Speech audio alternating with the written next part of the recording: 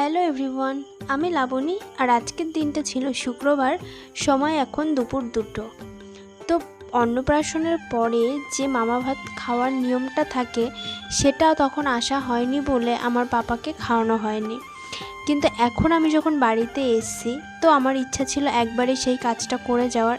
তো সেই মতোই আজকে দুপুরবেলা দাদার বাড়িতে গেছিলাম ওকে মামা ভাত খাওয়াতে। তোমরা সকলেই তো জানো মামা ভাত খাওয়ানোর কোনো দিনক্ষণ থাকে না, যে কোনো একটা দিন নিজেদের সুবিধা মতো ঠিক করে নিলেই হয়। তো আমরাও আমাদের সুবিধা মতো একটা দিন ঠিক করে নিয়েছিলাম। আর যেহেতু আমরা 2 বোন, সেহেতু আমার ছেলেকে মামা ভাত খাওয়ানোর দায়িত্বটা পড়েছিল আমার জেঠুর ছেলের ওপরে। তো ও আমাদের এই দুপুরবেলা এই দিন যেতে বলেছিল। তো আমরা ফ্যামিলির সবাই মিলেই গেছিলাম। মা আর বাবা এই মুহূর্তে এখানে আসতে পারেনি, তাদের একটু কাজের জন্য। আমি বোন ওকে নিয়ে তাড়াতাড়ি এসেছিলাম যেন রিচুয়ালটা শেষ করা যায়, কেননা দাদার একটু তাড়া ছিল, ওকে বেরোতে হবে। ও এমনিতেও সকাল থেকে এসবের জন্য বাড়িতে ওয়েট করেছিল।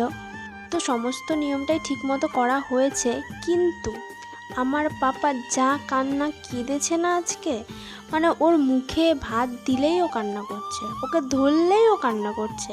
ওর মামার কোলে ও 1 মিনিটও থাকতেই চাইছে না।